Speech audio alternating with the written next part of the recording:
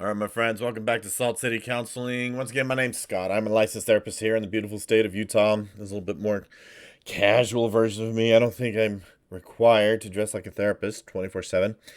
Honestly, though, there are some people that I think expect that. I I find that as a content creator and someone who specializes in mental health, there's a certain percentage of the population that just for some reason they absolutely lose it when a therapist shows any type of human trait whatsoever. They just have a complete meltdown.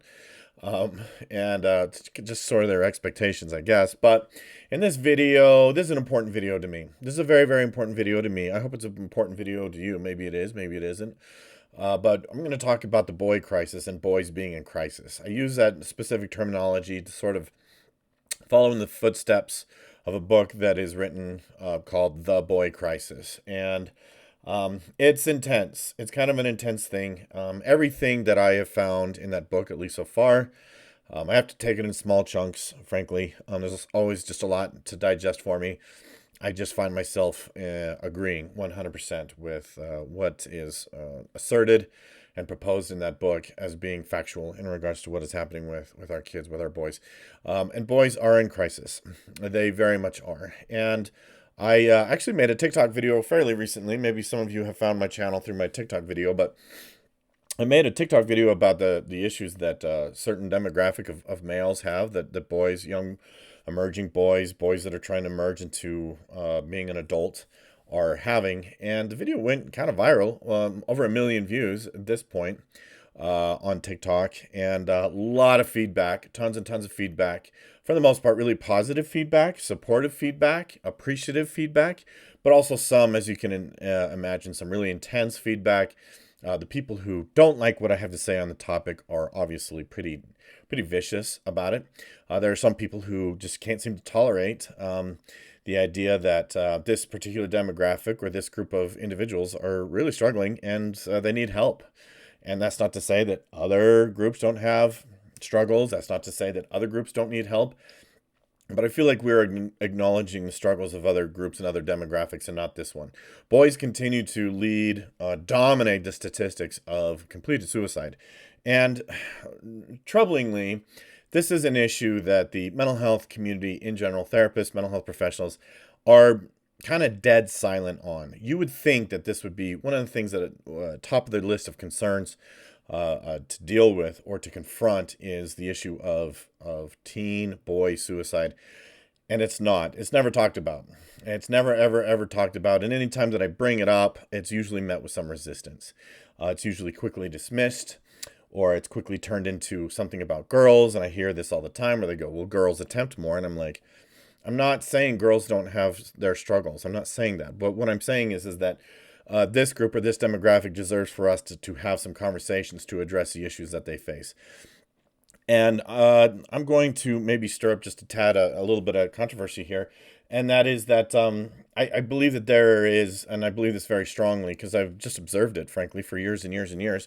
There's just a bias against males in the mental health industry. And I remember when I was in graduate school, this would probably be around 2008-ish. Oh wait, I think it was my ethics class, ethical practices class, and the instructor, she was a practitioner. I think she was a psychologist. Kind of a little bit more of a quiet lady, but she wrote men are dot dot dot on the board. And what happened was, and she asked the people in the class to just kind of chime in, pipe up, and fill in the blanks. And, probably 70%, 65, 70% female class. This is a female dominated industry. As a female dominated field. And the women in the class, these people who are studying to be mental health practitioners were saying men are scum, men are pigs, men are dogs, men are garbage, and those types of things, right? And I remember sitting there with the other guys in the class, just sort of like, first of all, I was a little bit surprised, but I was very, very naive back then and had given the mental health industry and the mental health practitioners way too much benefit of the doubt. I've since been cured of that. I've met way too many mental health professionals that just frankly are not great people, and probably should not be therapists. There, I said it. And But at the time, I remember like a couple of guys in the class kind of spoke up and pushed back and like, that's that's not cool, right? And I remember one of the women in the class got really angry at us, and I don't even remember what she said. She's just shouting at us and getting angry and hostile towards us. And it was like, ooh, wow, okay. And I had frankly forgotten about that experience until years later. And recently I saw a video of where a male therapist did the exact same thing in a therapist training. These are all licensed practitioners in the room, and he did the same thing. Men are ... got similar responses. Men are garbage, men are pigs, men are dogs, whatever, men are scum, all those types of things. And he took the opportunity to kind of point out a male bias in the industry and was met with some heavy resistance. Some of the reportedly, some of the female therapists in the group were very, very angry and upset with him and tried to get him into trouble for it. And so, unfortunately, what we are looking at is that there is a boy crisis. That this demographic is ending their lives quite rapidly, and they continue to do so even in adulthood. We see this. It's never ever talked about, and it's unfortunate because these guys, this group, this demographic, they just need support, and it can be really difficult for them to find it within the mental health community, because there is an acceptable bias within the industry against males, against men and boys. There just is, and I've talked to countless men and boys over the years that told me they went to see a female therapist and had a horrible experience. Even someone who's very close to me, someone who I'm very, very close to, think of this person as family, told me that he went to a female psychologist and she just berated him the whole time about his masculinity and this and that, the other. And so, yeah, we do have a boy crisis. And these boys are growing up in an environment and in a world that tells them that they are unwanted, that they're unneeded, that they're useless, that they're worthless, and also that they're inherently violent, that they're inherent rapists, murderers, etc., etc., etc. And when you think about it, like this is actually a type of conditioning.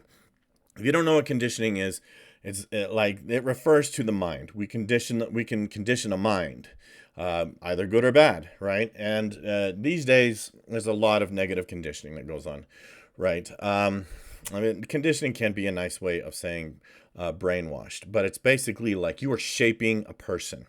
That's really honestly a really good way to put it, is that you are shaping a person. Now, boys are growing up in a world and in a culture that tells them that they are just inherently bad and evil just because they are boys.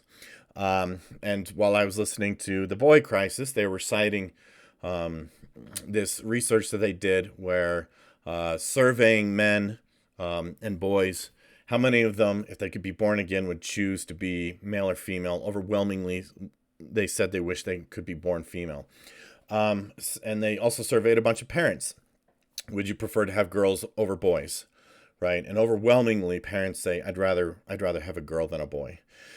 And so, like, I know that there are people out there that are like, good, because men are bad and men are evil, and we have to blame everything on them. So I know that those people are actually a relatively small percentage, but there is a strong bias against these demographics. Okay, so if boys are born into a world where their parents, for starters, wish they had been born a girl instead, what does that condition them to be? How does that shape them? And it's obviously not good. And so these are, frankly, really important conversations for us to start having.